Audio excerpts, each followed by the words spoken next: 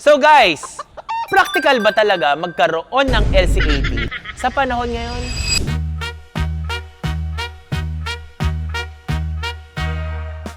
Kung tatanungin mo ko, oo, kung alam mo ang pinapasok mo.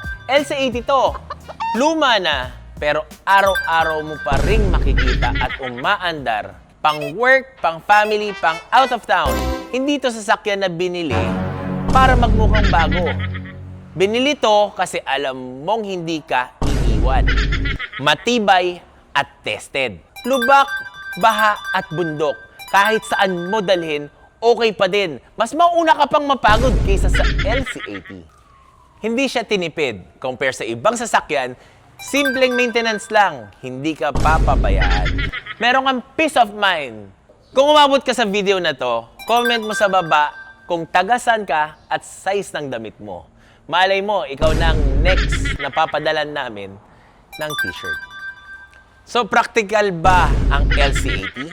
Yung totoo, oo, pero hindi para sa lahat. Pero kung hanap mo yung sasakyang tatagal ng dekada, pare, LC80 pa rin. Ikaw, LC80 ka pa rin ba?